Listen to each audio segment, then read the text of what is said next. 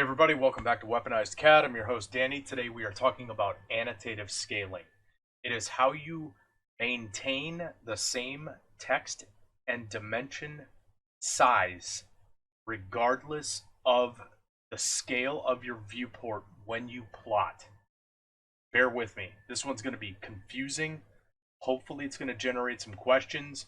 Like and subscribe if you already haven't. And off we go. So the first thing we're going to do is we are going to type dim, and we are going to drop a couple dimensions in here. Put one there. Let's right click, start the dim command again. Let's put in a radius. Let's stick another radius in here. Let's zoom in a little bit. Let's put one here. And let's put one, let's just put it off the side. Perfect. Okay, that's all we need for this. So what we want to do is go into our bat symbol layout that we created in a previous video.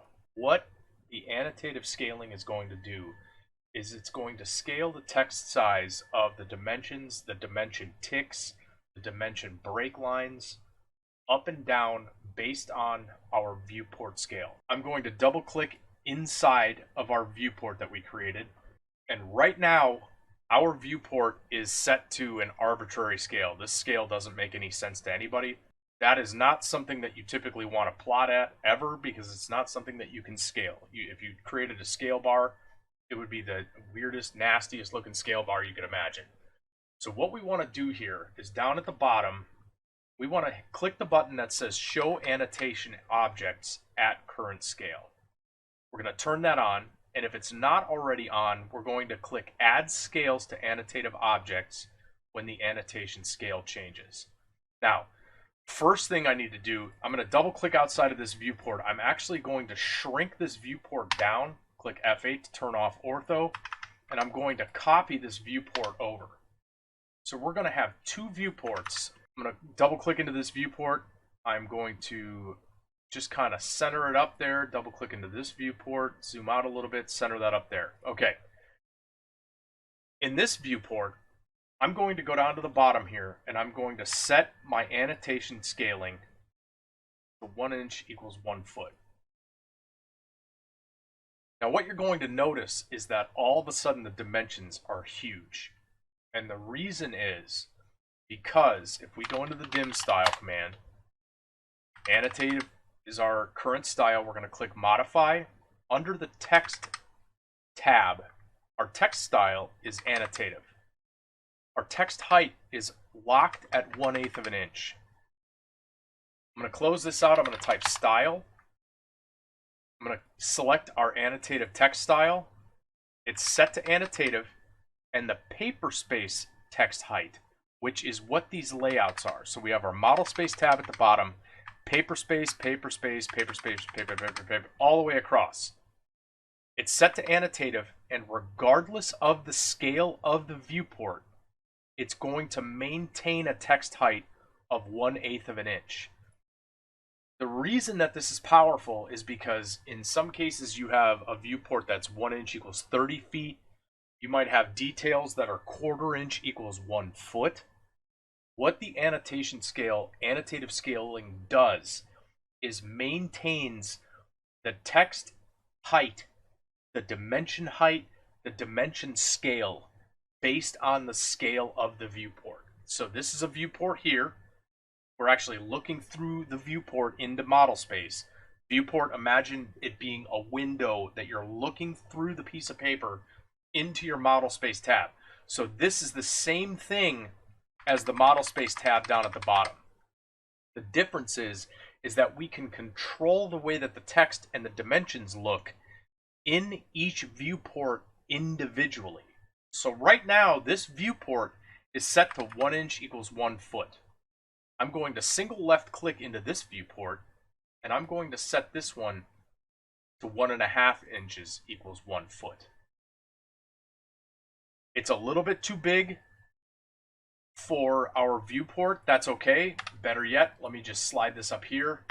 Let me stretch this viewport over. I'm just going to pan it into place. I'm going to do the same thing down here. Just going to stretch that puppy over like that. Pan that guy into place. Okay. So what we're looking at is a viewport that's set to 1 inch equals 1 foot, and a viewport that's set to 1.5 inches equals 1 foot. And the text size of the dimensions is exactly the same between the two. And the reason we know that is A, because we set them to annotative, but B, if I shift this up here, it's going to make a giant mess. Look at the 2's. The 2's are exactly the same size. I can even slide it over a little bit more to show you. Grab that. But, oop, wrong one. Flip back like this. Those 2's are the exact same size, even though the two viewports are set to different scales. One thing that a lot of people don't realize, and that anybody new would never realize until they try it, is that even though these dimensions are the same, because it's two different windows looking at the same line work text dimensions, you can actually control where these dimensions sit in two different places, as though they are two different objects. Let me grab this one right here. Let me pull this one way out here. 2 7/8 of an inch. Up here, grab this one. There we go. So that 2 7/8 of an inch dimension there is the exact same dimension as this one. If I select this dimension up here, it's actually selecting the one in the viewport below it, because we're looking at the same line work, same text, same dimensions, same everything in two different scales. And the annotative scaling allows you to control where things are sitting in two different ways. So you'll notice, double click outside of the viewport, I'm going to double click back in. If I select this dimension, you're going to see this ghosted dimension way out here. It's sticking off the page. The reason for that is it's actually the position of this annotative scale of that dimension. If I were to go down here, select this dimension, pull it in, you're going to notice up here that it's showing grips, but if I were to click up here and click those grips, it's actually going to act funky, so you don't really want to do that. You really want to control the dimension or the text that you care about at the scale that you care about. So right now, this viewport is set to 1.5 equals a foot. If I need room, I can slide that guy over there. If I click down here, this is 1 inch equals a foot. Select it, pull it out here. You're going to see these grips up here. You're going to ignore them, because as we saw, it actually doesn't like it when you're trying to move an annotative dimension in two different spaces. But the reasoning for this is, if you have the same object that you need to show at two different sizes with the same dimensions, you can actually clean up your dimensions based on the scale of the viewport. So if I pull that 1 7/16 radius dimension out over there, and then I click up here, I can pull that one to right there, and it's the same dimension, same thing. It selects them both. Let me jump back into model space here and show you just regular text. I'm going to put in some multi-line text. So annotate tab, multi-line text, click here, do that. Let's go test, test, test. I'm going to click outside of it. I'm going to select it. I'm going to slide it over.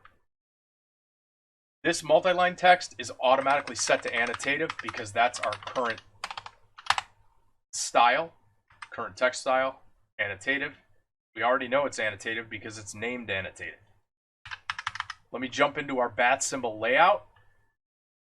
Now, because I placed that text after I set these annotative scales, if I click into this viewport up here, it's set to 1.5 inches equals a foot. If I set this to 1 to 1, and then I set it back to 1.5 inches equals a foot, you'll notice test, test, test scales up. And the reason for that is because of this button down here. Add scales to annotative objects when the annotation scale changes. So what you need to keep in mind is that if you put some dimensions and text in, and then you start setting up your viewports inside your sheets, your layouts, and then you have to go back and add more dimensions, add more text, chances are you're going to have to jockey that annotative scale again, so the system automatically adds the scales to the new objects. So we put in these dimensions first, scaled this viewport, scaled this viewport. These dimensions are great. Because this viewport down here hasn't been rescaled, we want it to be 1 inch equals a foot. We can actually add it by selecting that text, going to the annotative scale, clicking the add button, and scrolling down to 1 inch equals a foot. Click OK. Click OK. Double click out. And the reason for that is because this viewport is set to 1 inch equals a foot, but this piece of text did not have that scale in the list of scales that it knows to automatically adjust to. So if you had to jump through and go 1 to 1, 1 to 2, 1 to 4, 1 to 8, every time you made those viewport changes, it would add those scales to this list here. To get to that, you can just select your dimension, go to your properties, right here, annotative scale, 1 inch equals a foot. If I click on this, it's going to show us 1.5 up here. It's going to show us 1 to 1 because that's what model space is at, and the 1.5 inch equals a foot. So that's pretty much it in a nutshell. I know that was a ton of information in a very short period of time. Some people are going to feel like their neck was snapped back, like what the heck did he just do? If you have questions about annotative scaling, please ask in the comments. If you haven't already subscribed, please subscribe. I would love to see some questions about anything. If you have a suggestion, how do I do this? I don't know how to make this work in AutoCAD. Please let me know. I have a million things that I want to cover. I would have no problem jumping to a side topic and covering something that's asked immediately. Annotative scaling is going to make more sense when we start setting up top, front, right side, southwest isometric, southeast isometric, drawing an actual part or a cabinet or anything that we can take from the internet, draw the 3 sides, and then build into a 3D model. These annotative scales are going to come into play when we go to set up the sheet to print it. So right now, this was just quick. It was dirty. It's not going to make a whole lot of sense to people that don't know AutoCAD. It might not make sense to people that do know AutoCAD. Annotative scaling was dropped in our laps maybe 8 years ago, 10 years ago, and we were all just lost. We could not understand what was going on. There was no warning. But over time, we realized quickly that annotative scaling is incredibly powerful for these types of situations. Larger scale here, smaller scale here. Text size remains the same. When you plot it, everything's the exact same height. 1/8 of an inch, 1/8 of an inch. Ignore the title of the video. That is not set to annotative, so it's not going to adjust. It's actually just going to shrink because the scale gets changed. But that's pretty much it. I know this is probably going to just make people's heads spin. If you have questions, please ask.